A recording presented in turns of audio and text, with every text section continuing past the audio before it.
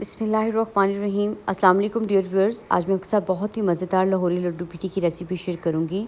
बहुत ही मज़ेदार, बहुत ही आसान है बनाने में और बहुत ट्रेडिशनल सी ये एक रेसिपी है जो हर किसी की बहुत फेवरेट होती है। आइए रेसिपी स्टार्ट करते हैं। सबसे पहले एक मिक्सी जार में मैंने 1.5 कप सोक्ड दाल चना ली है, इसको ऐड करेंगे।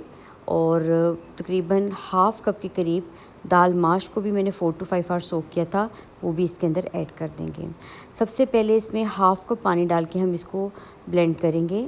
अगर ब्लेंड करते वक्त आपको ये लगे कि इजीली ब्लेंड नहीं हो रहा तो आप इसमें 2 to 3 टेबलस्पून मज़ीद पानी ऐड कर लें। इसके बाद इस सारे मिक्सचर को एक बाउल में निकालेंगे। ये लिक्विडी नहीं होना चाहिए। इसमें मैंने 1.5 टीस्पून सॉल्ट, 1 टीस्पून ज़ीरा और 1/2 टीस्पून बेकिंग पाउडर ऐड किया है। इसको अच्छे से 5 मिनट के लिए आपने बीट करना है। इसके बाद एक पैन में मैंने घी ले लिया है, इसको गरम कर लिया। एक इस तरह का स्पून लेंगे और उसको घी से एक दफ़ा निकाल लेंगे ताकि जो भी बैटर हम इसमें ऐड करें वो स्पून के साथ स्टिक ना हो। तो बहुत आसानी से हम ये लड्डू तैयार कर लेंगे। एक टिक्की की फॉर्म में आपने इसको ऐड करना है और बहुत अच्छे से ये खुद ब खुद शेप ले लेती है।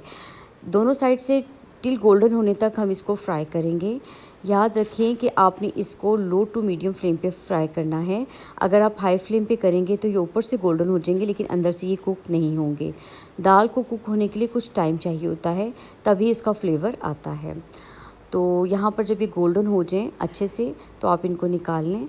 बहुत अच्छे से ये तैयार हो जाते हैं और बहुत आसानी से झटपट रेसिपी बन जाती है। अब इसको सर्व करने के लिए मैंने यहाँ पर रेडिश और कैरेट को क्रश कर लिया था और उसके बाद ये ऐड करने के बाद मैंने इसमें आलू बहारा और इमली की चटनी ऐड की है।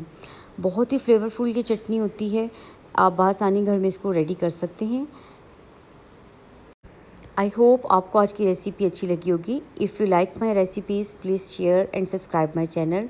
Take care. अल्लाह हाफ़िज़।